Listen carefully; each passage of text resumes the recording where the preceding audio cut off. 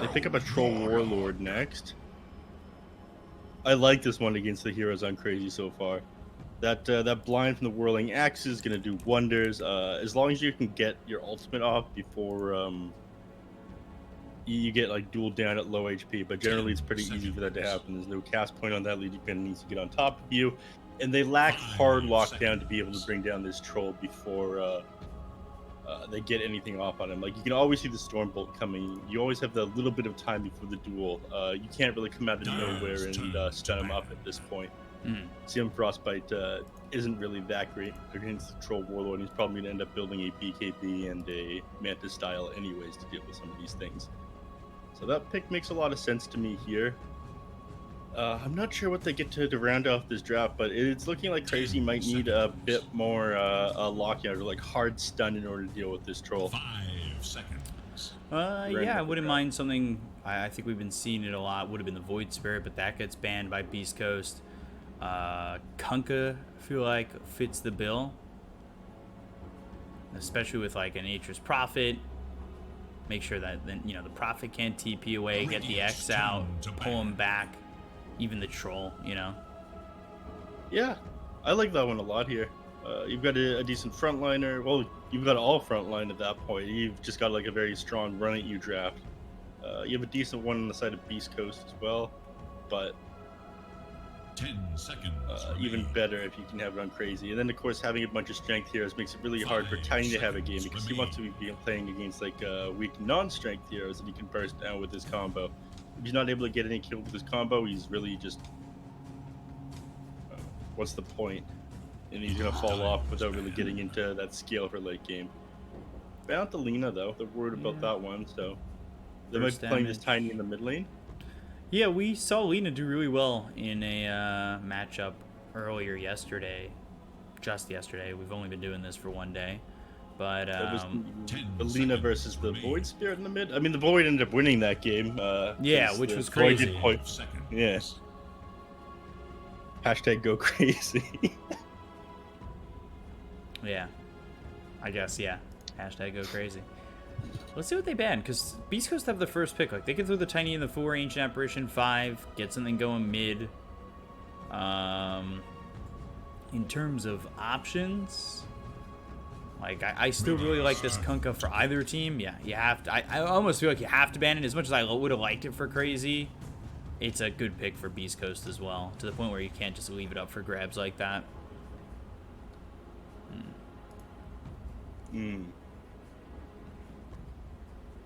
Yeah, they ban out the Kunkka on their own side on Crazy over there. 5 seconds remain. Dire's turn to pick. Okay, so they will go with the Tiny mid. Yeah, it is going to be the Tiny mid, and that makes sense considering they banned out the Lina. They don't want to be playing against that long distance hero. It'll stop Tiny from being able to get any grass off, and of course, Lina is just able to click him down the lane with just Dragon Slave, multiple points into that, and then getting like a second point, sorry, 1 point at level 2 into that Fiery Soul. It becomes so annoying to lane against as a melee hero with low armor. But you know what our issue is, why we're not able to predict these picks here yet, Bkop. It's first game of the day, and we're not activated yet. Okay. I help us with that? Watch. TA, bam. TA. Weaver. Choose your hero. Man. All right, you got this by yourself. It's okay. This TA cosmetic's looking a little bit weird. I'm not gonna lie to you. Well, Odessa's still there. Oh, okay. All right, getting activated, Mr. Monster over here. Game number 2, I'm gonna predict every single hero that comes out before the team. You need to see 200 IQ analysis play. Okay. Ooh, I'm excited for that. You better give that to me. Because now you got a lot of pressure on yourself. Chat heard you. I heard you. The monster cans behind you heard you. It's pretty, What? That's the peanut gallery back there. Mm-hmm. Making comments on everything you say. Something 1K caster. That's what we used to do. Monster cans telling me that I'm a 1K caster. I'm not worth their presence. 5 seconds remain. Exactly. So Weaver pick, I don't know about that one. They did need something that can deal a little bit better with the Phoenix egg, and they do have like a lack of that hard lockdown that I was talking about. They do have the tiny. They have like the net from the troll, but I think it's going to be a pretty easy Weaver game. Of course, time lapse is one of those abilities that can heal you through the Ancient Apparition ult, because it's not really a heal as much as like an HP reset. It sends you back in time at what your HP was a couple seconds ago. So that pick makes a lot of sense to me there. Overall, I'd say I prefer Crazy's draft, but Beast Coast surprised the hell out of us yesterday. They took both games off of 4 Zoomers. Yeah, I was pretty impressed by that. I don't know if many of us, if any of us, were expecting it to be, a 2-0 like that. Definitely not saying that Beast Coast isn't a good enough team to do something like that, but I thought the teams were certainly, especially with how 4 Zoomers were playing and how Beast Coast were playing up to that point, that it wasn't exactly going to go that way.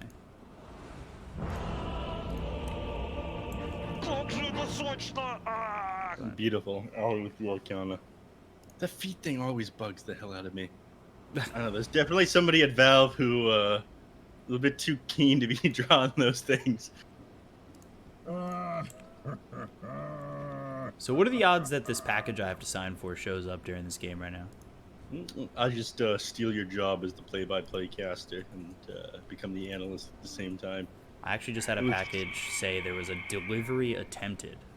It's a different package, but it was at an Amazon locker that's across the street. I'm trying not to get packages delivered to my actual apartment because my super is like, yeah, the door just kind of opens. I was like, oh, okay. That's Careful not to dox yourself too hard. There are 2,000 people watching right now.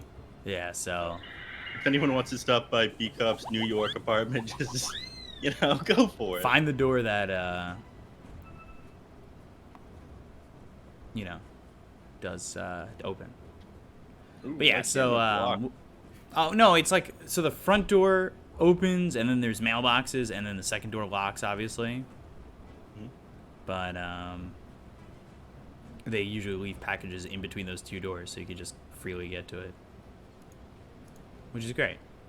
So I've been getting my packages delivered to an Amazon locker, and there's one like right nearby, and apparently they attempted to put it in the locker and couldn't. I don't know what's going on, but the package says, alert, delivery was attempted but could not access the location. How does that even happen? Was your locker too small? You don't pick the locker. They pick it based on the item size. Oh, interesting. Modern solutions for modern problems, I suppose. Apparently not. I guess Apparently not. Oops. But yeah, I guess that it is what it is. I'm now just hoping that this other package comes and shows up, and maybe I hear the buzzer. But here we go. Game 1. Beast Coast up against Crazy. Beast Coast, they're sitting 2-0 right now, sitting at the top of the group. They're joined by Team Brazil. I estimate the probability of winning to be above 99%. 99% chance of winning. All right. Let's see where these heroes go. But, Whisper heroes with the bottom. pool tango. She's baiting them out, making them think that he's running in the mid lane here. Well, he is. Yeah. HFN's on the Weaver. So Just mid lucky Sven. on Okay. Nature's Prophet. Oh, Our you're new talking about the bot. pool tangos on the Nature's Prophet. I was talking about the Sven going mid. Who's got Those pool tangos tangos on everyone, man. Yeah, I think 30 everybody's just seconds and pooling their counting. tangos together. Then you can. It's like tickets at an arcade. You pool them all together, and then Treasure 3 shows up. Whisper's making me mighty uncomfortable continuing to sit here in mid lane and having the fairy fire in his inventory. Certainly you're not planning on going mid lane, are you, Phoenix? And also sitting where he's supposed to do the block. With the fate of the universe and the pride of 10 people. Yeah, so on that's a the Phoenix line, 2. This Oh. is Dota. That's Well, Whisper's Whisper the on 3. on 2 Phoenix. Whispers. That's in the mid. Yeah. Okay. All right, Beast Coast. I'll play your game. Yeah, mid Sven versus Phoenix. This was totally the matchup that we saw coming, of course. I mean, you know that you're going to be playing against Sven in the mid lane here. It's Bryle. There's not really any other mid heroes here.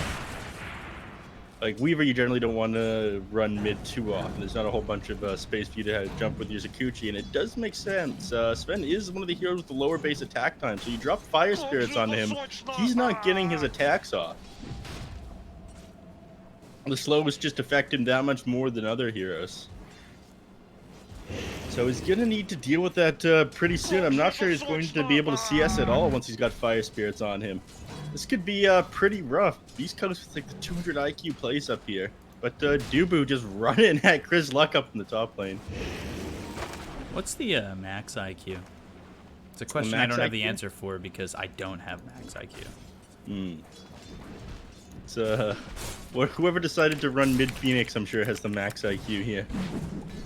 Max Don't try IQ is to pub 228, stuff. according to Google. I totally knew that off the top of my head, I mean. Dire's middle tower is under attack. Let's see how these matchups end up going. From the top, he's about to go down. Alright. Little toss action coming in from Schofield.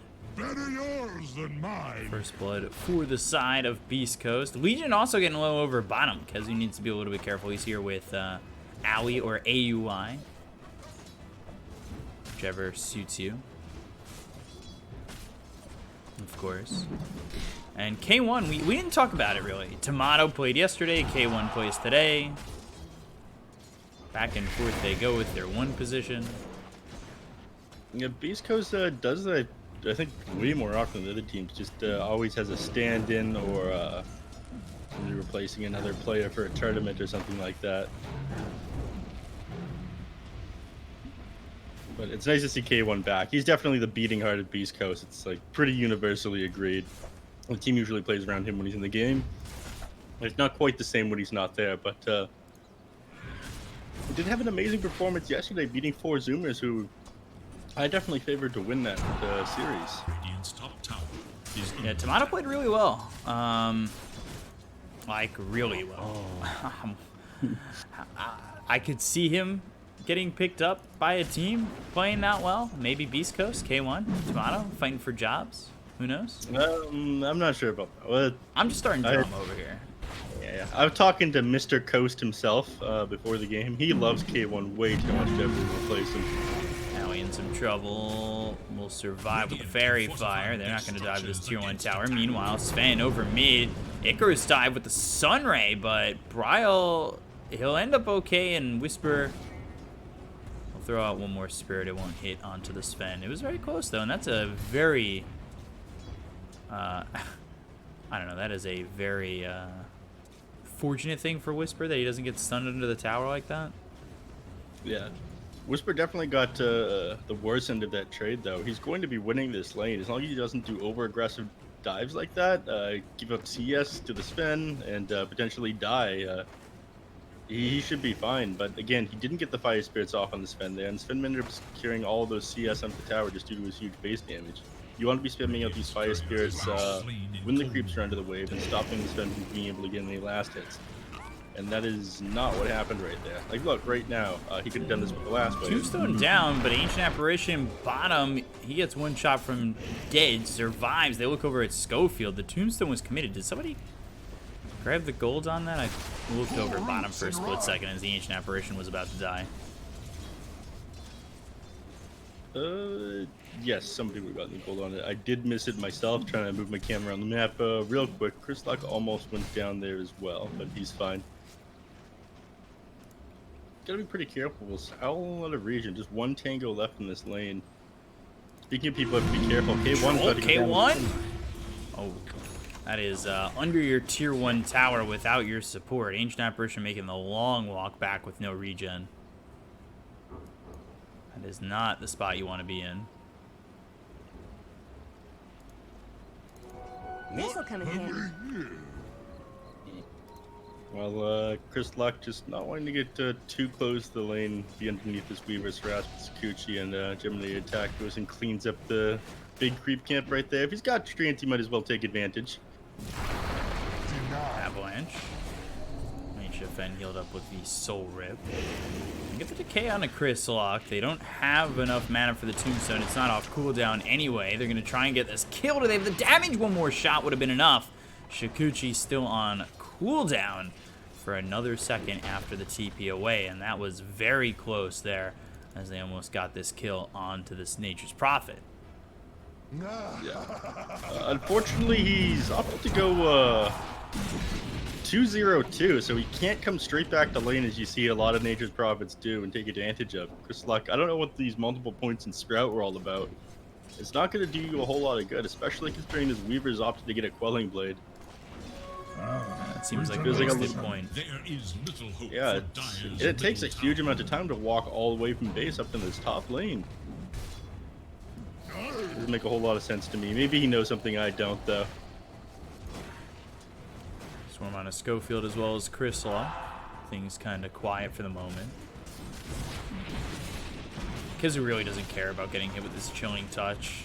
Like, Stinger can throw that out all he wants, but that's not your target. Meanwhile, top, get the kill on a Schofield. HFN, they do commit the Tombstone for that one. I weave your doom. Definitely worth it dropping that Tombstone if they can get the kill on a Tiny. Tiny trying to toss the Weaver back. Looking at Chris into the Luck, enemy too. there. He's under the tower. He's got Shikuchi in a second, Swarm in 8. If he had, I would say, the Undying with him, this might be a little bit more doable. He could have potentially gone for that regardless. Yeah, but he's probably thinking it's not really worth the risk going for him right there. Again, he does end up getting that point in teleportation at level 5, so he's going to be able to come right back lane after healing up, something he should have had earlier. Probably would have saved himself a bunch of time, gotten more CS and whatnot because of it. Sven's doing quite well for himself, but again, at this point he realizes, On okay, a Stinger. Trying to run from this one. One more shot from Kezu. He might freeze over, but he's got press the attack, so have the ability to not freeze over. Frostbite on a K1. Kezu, you know, has that press the attack at level 1, 15-second cooldown at level 2. So, you know, not taking that extra point just yet where overwhelming odds is going to help you much more. Like, yeah, you get a little extra bonus attack speed and a little bit of HP regen from 1 and 2, but it's so much better to go for the overwhelming odds in this lane. when you've got a Crystal Maiden on your team as well, it just makes sense to be getting those nukes for you to spam. Anything to take advantage of this. So 2 points in the Arcane Aura, spamming out this is just going to allow them to harass down these enemy heroes. I like what he's got going on right now. Got the Ring of Basilias as well, so 2 of these heroes are well topped up. Just spamming these skills off of cooldown. Got 3-on-3 down here though. I'd say this probably benefits Crazy if a fight were to break out. Oh yeah. Always happy to take an engagement against multiple heroes with Undying. It's exactly the kind of things he wants to play into. I keep expecting something to break out down here in the bottom lane, so I'm keeping my eyes peeled. I wanted to briefly touch base on Bryle over here, opting to leave the lane against the Phoenix. Knows that he's not going to get any. He's not going to be able to CS if he has those fire spirits onto him, just due to his low base attack time. And the fact that he doesn't plan on building any attack speed items at first. Not able to get the attacks off on the creeps. So, goes to the jungle, and looks like it's paying off for him. Sitting above the Phoenix in net worth, even though they're putting Whisper over here to counter him. But we're about to see some dives here at the bottom lane. The Avalanche toss Crystal Maiden dying before hitting the ground. Very easy kill for Schofield as he grabs himself yet another. He's sitting 2-1. And that's always going to be Schofield's target here. I mean, he's going to be running at him non-stop this game. He's got the Tranquil boots up. Weaver is somebody he's able to take out with his toss combo as well. He's actually opted to go maxing out toss first over the Avalanche. Most Tinies these days go Avalanche first, just due to the fact that you're doing way more damage with it when the target's in the air. but another engagement here. Dire triangle this time. Over at Schofield, they drop the tombstone. They do have the duel, and they do have the damage to get the victory for Kezu. And now they're going to use that God Strength to finish off this stack. So good gold there for Bryle. A dual victory there for the Legion Commander. Things looking good for Crazy. Net worth sitting at about even still. But, you know, that is a bit of damage going the way of Crazy and good victory. Yeah. I mean, you pay for it if you put that aggressive into the enemy triangle. Tier 1 tower at bottom and mid lane still up. Like, that is just the death zone. You don't get to be there. You need way stronger heroes for that. And you're playing into an Undying. You're basically asking for it. Let's see. Ooh, top lane. Oh, we'll try to get this kill here onto the Weaver. They already have an Orchid on Chris Law. No boots Orchid. I don't know if he was expecting that. HFN, and he ends up dropping top. Nah, I'm pretty sure that was the reveal right there. Just finished up that Orchid, and that was a beautiful combination of spells and maximizing that disabled time. Initiate with that Orchid and the Avalanche. Nature's Prophet ultimate hitting an Ice Blast, hitting it at 1200 HP. There's just no way you survive that. So we're going to need to tank up a little bit to be able to survive these Nature's Prophet ganks at this point. And it's a race against the clock, and he's got to keep his eyes peeled on where Chris Luck is at all times now. HFN makes his way over bottom. He wants to go for that Maelstrom. Meanwhile, the Sven going for the Echo Saber after the Mask of Madness. Cold Feet, Ice Blast, all coming in with the Avalanche and the Toss. So we'll get this kill onto this Sven. They used everything there to get it. They do use everything. I think this is definitely worth it, though, because you get the mid tower off this one. I don't think they're going to be able to defend, even with the tank hero. Oh, okay. I stand corrected. They disengage. Now they're looking for a kill at bottom lane. Owie. Time lapse used. Ulti comes in from Owie. Immediately stopped with the Avalanche coming through. Get the kill onto this Crystal Maiden.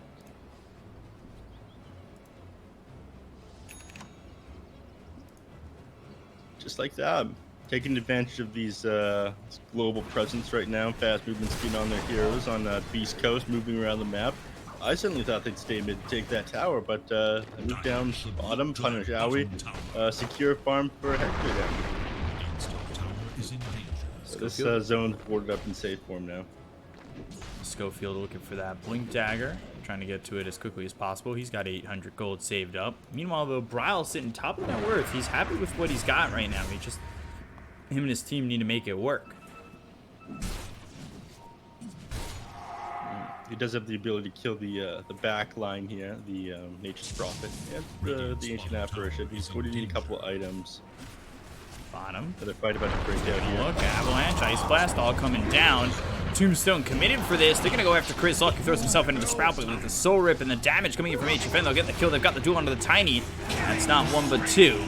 And Kezu now on a killing spree, grabbing himself his second set of duel damage. A decent start, nothing compared to what we saw yesterday, but only is respectable 13 minutes into the game. But we're not done yet. Whisper's caught out here in the jungle. He does have Supernova and whatnot up, but he is surrounded by several heroes of Crazy. Which changes. Do it's top.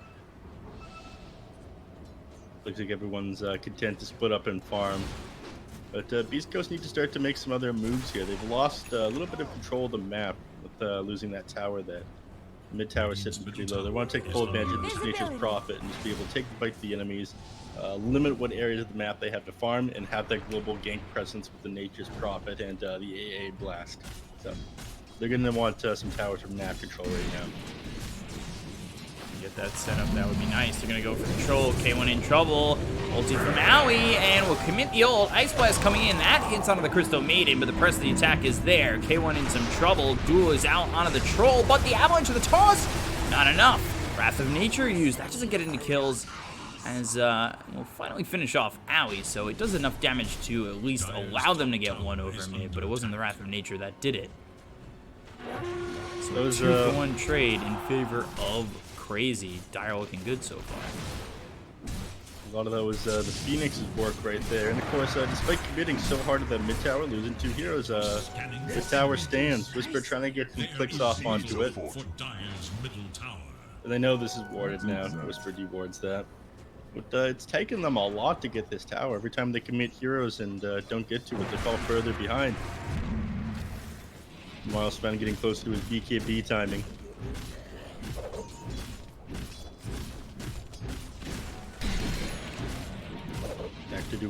They're trying desperately to keep up with him. He just finishes Sajiyashi, sending himself out, just felt to make another town portal scroll. But with this Sven having great cleave, he's just always going to be out-farmed. Of course, his timing is going to come a little bit later. He is able to take those 1v1 engagements against his Sven, but with all these heroes on his team being able to kite around him or being able to lock him down with a Blink Blade Mail duel onto the troll out of nowhere, they will need some other ability of lockdown, so just the Blink Blade Mail duel, because the troll is going to be able to pop that BKB or... Oh, owie. Ends up dead. CR4ZY getting the kill. 4 heroes technically here. 3 put themselves into that fight. Good pick off, getting the kill onto the Crystal Maiden for the 4th time. 0-4-4. KheZu continuing to farm. He's going for a Blink Dagger. Tiny, does he have his yet? He's a little bit further behind than the Legion is. But Weaver has that Maelstrom, and things looking good for HFN as he's sitting as high as the Troll in terms of net worth. But you take a look at what Bryle's got. He's getting into the BKB, and probably afterwards we could see an Axe come in. Yeah, being able to jump that back line and the D-spell is amazing as well. So, as soon as you have that 15 talent, Stormbolt dispels, and you have the Aghanim Scepter, you're on top of the enemy heroes, and they're dispelled. So that means no using your Ghost Scepter, no Yules, no Glimmer Cape. You're just under the Sun's fire for 2 seconds. The only thing that really counters it out is that Lotus Orb. But you're spending a lot more gold on that than something versus Yules, Ghost Scepter, Glimmer Cape. And that takes a lot for a support to get to. Dubu is going to go down here in the mid lane, though. Get this kill onto the Undying. They have this Rod of Atos picked up by Phoenix, an item that you don't see that often, but one that we've seen twice in 2 days. Looks like, are they setting up for a smoke? The Dire scan. Potentially. On the hunt for Radiant Force's top tower is under attack. I guess not. They're posturing up here on the top, man. I think they figure that the enemies might try to gank onto K1 up here. Taking out this tier 1 tower doesn't hurt either. Troll's, of course, amazing at taking towers once he gets a couple of stacks this Fevor. There is little. They're going to CR4ZY, trading KheZu. Now they look over at the Sven. Ice Blast coming in. Bryle in some trouble. He'll freeze over to the Cold Feet. Whisper with a double kill. Supernova behind them, and they couldn't deal with that. Avalanche hits! Oh, Schofield getting the kill on HFN. A big victory there for the side of Beast Coast.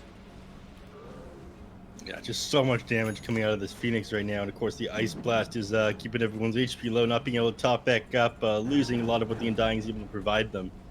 It's pretty sick. Unfortunately, that is on the enemy side of the map. You do get a little bit of a golden XP swing for winning these fights down there, but not a whole lot else, unfortunately. The tower was already down at that point. You need to spend so much time walking back over across the map.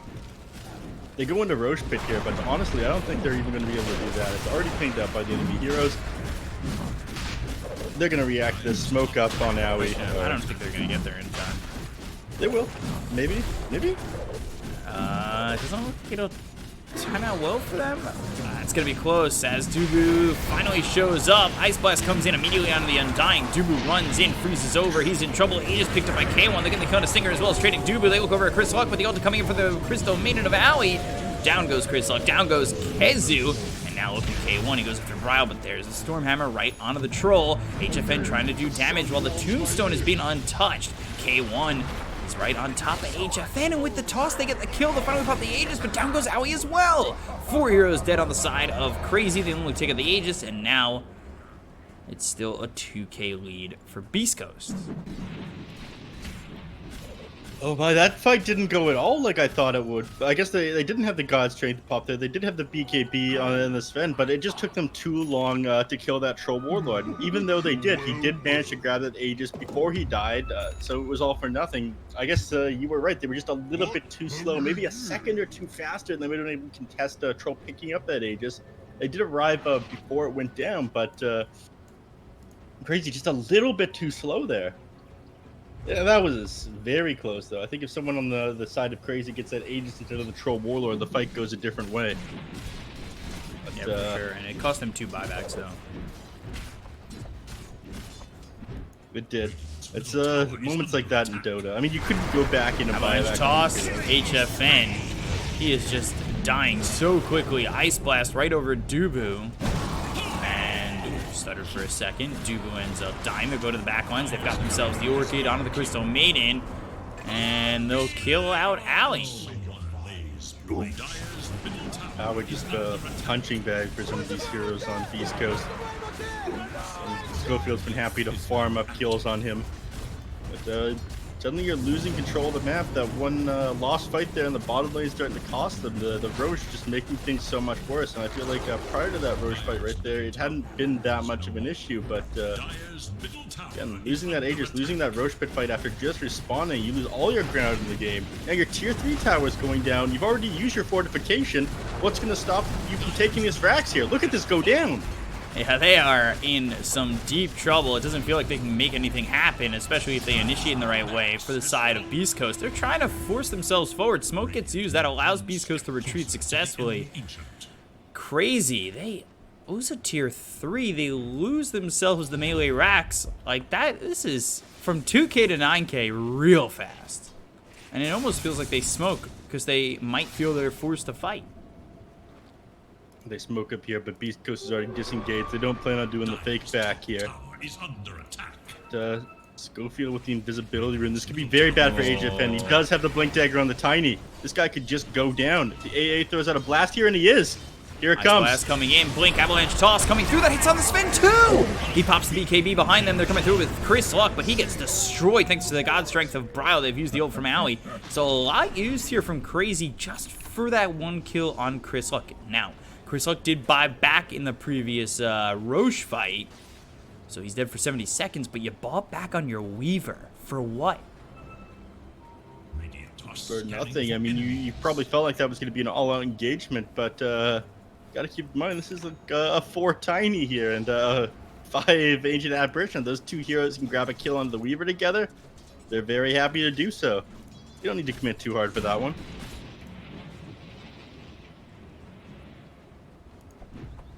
23 minutes into the game, and it feels like Beast Coast might be 1 fight away from taking a game 1. They start to invade Crazy's jungle here.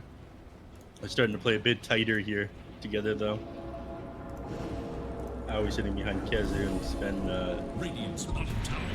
his own way away. Still 1,000 gold off that Aghanim Scepter. If he does decide to buy it right away, he won't have buyback. Honestly, I wouldn't hate to see that here. I think you just spend your buyback gold in Aghanim Scepter. If you lose a fight, I don't think buyback is really gonna. Or if you go down in the fight and spend, I think you just lose the game. I think you just hard commit, spend your buyback gold to pray that you win the next team fight with it. Committed for the tower over bottom. Wrath of Nature comes in. We'll see if any rotations come through from Beast Coast.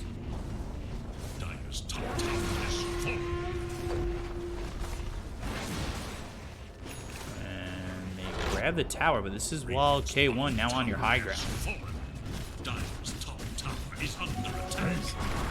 Avalanche Toss coming through, Dubu in trouble, and they'll get the kill. The duel is out onto the Tiny, but is this worth it? Alley goes into the ulti. They've used the God Strength. They've got the Eagle's Dive as well as the Supernova, so now the Legion's in trouble. They get the kill on a Kezu. Kezu falls and doesn't have buyback. Supernova pops. BKB's been popped by Brile. They've got HFN moving forward. The Stormhammer hitting onto the Troll. HFN, what can he do? Does he have the damage to kill off K1? He has the ulti, so really Troll can go back in. Not exactly secure from dying, but with a lot less fear from doing so. You've lost 2 heroes here now. You just completed the Aghanim Scepter on the Sven. His BKB's on cooldown now. God Strength only on for another couple of seconds. He needs something right now. Stormhammer comes through. K1 in some trouble, but they've got the disarm onto the Sven, and now they'll get the kill. He bought out on the Ags, and that's looking like all she wrote here for game 1 from CR4ZY. HFN and Ali can just watch as they will lose this top set of racks. Now, thankfully, you do have a tier 1 and a tier 2 over bottom, but with the speed and pace that Beast Coast are taking your buildings, they could just go for throne if they really wanted to. I don't know if they know that Sven doesn't have buyback. Like, yes, they know he had Ags, and throughout that fight, he changed from no Ags to Ags. I would assume that you can deduce that he doesn't have buyback. Either way, Beast Coast, they move back. They start playing it safe. 13k net worth up. I don't really think they're in any position where they're going to fall further behind in this game.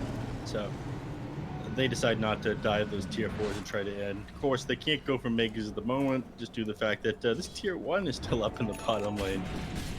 Got to push through that one first. I'm kind of on your side here. I think they might have just been able to end it with the Troll Warlord damage on the towers if they really tried to push it there. But no disrespect playing it safe right now. They're not in a rush. Blade Mail picked up for the Legion Commander. Things were going all right early for CR4ZY. It looked like Bry was getting enough farm, but the rest of the team really wasn't following it up with enough.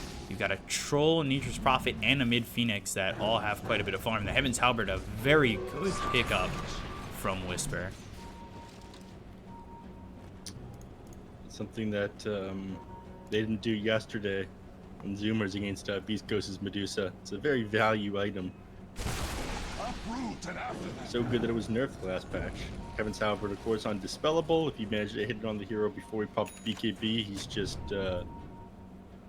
disarmed for the duration anyways. You can't be dispelled, but you can't target them when they're magic immune.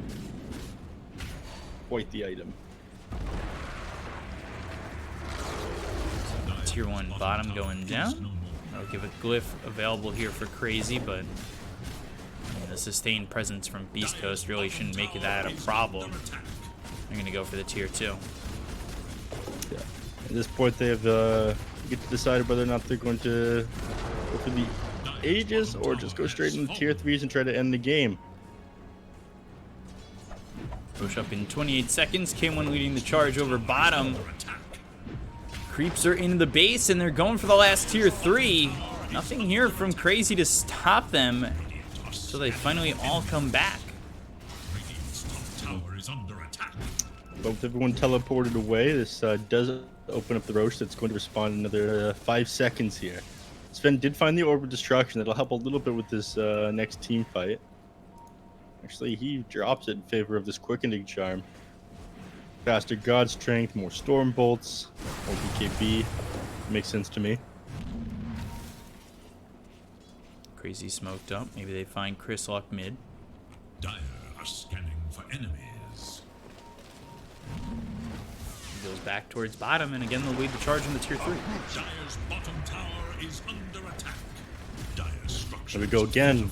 TPs are all on cooldown. You're forced to sprint back here. 30 seconds on every single one. Your tier 3 tower is going to be down by the time you get back into the base. There it goes. God Strength duel damage onto the Troll. Do they have it? They've got the toss, not the kill. Gets the ulti off. K1, it'll be okay. They'll get the kill in an alley. They'll take the tier 3. They look over the Undying. The Tombstone is down, but it's not going to matter. They get the kill in the Dubu. Now they look over as they've got the Abyssal Blade. They'll hit and disarm this Sven.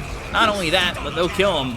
K1 with the double kill. 3 heroes gone to the side of CR4ZY. They'll buy back with this Crystal Maiden, and GG is called by CR4ZY. Schofield with the save there with the... That was so sick by Schofield. Yeah. Oh my god, the toss back into his team. Not quite aligned them to have the damage to bring down that troll by pushing him back like that. And of course, he pops the ultimate right after. Schofield with the sick save on Tiny. Take notes, everyone. That's how you play that hero, okay? You don't Tiny airlines your teammates into the enemy mid. You save your teammates with the ability from duel, okay? Yeah, that was very impressive. Although, that's not the move I'm used to seeing Tiny pull in NA Dota. Or SA Dota, for that matter. Yeah, I mean, that was really well done by Beast Coast. Yeah, requesting overall. someone put a little pilot hat on the tiny, like good guy Tiny Airlines. That'd be nice to see. Someone get that done for us, right? A mock-up Yeah, I image. think so. That toss allowed him to get that ult off, and then from there he survives, heals up, stays forward, and then K1 just destroys 7, 2, and 9. Not like the most outrageous game by a troll, but overall from Beast Coast, it really did feel like they were just getting everything done, and things from Crazy just were not lining up. That was an interesting choice of draft by them as well, opting to put Whisper mid on that Phoenix. Not normally something you see out of Beast Coast. I mean, once in a while they switch up where they put Hector and Chris Luck. They move them around from mid and top, but to see Whisper in the mid lane of the Phoenix, I think they really baited out what they thought they'd do there. So, nice play by Beast Coast. And they're surprising me in this tournament. They were looking pretty weak back in ESL Americas and the tournament before that. Sorry, ESL Thailand Americas. And what was the one before that? Birmingham? It was the rivalry one. It was also on Summit, but they're showing up in a big way these first couple of games. Yeah, if they can get themselves 2 series wins over the 2 opponents that they faced so far, it probably solidifies them in the playoffs overall. I don't want to speak before that happens, but it definitely feels like that's an opportunity for them to grasp here right now against Crazy. So we'll see if they can do that. Game 2 coming up between Crazy and Beast Coast next. We'll be back in just a moment. I'm your caster Bkop, joined here by Neph, and we'll see you in just a second.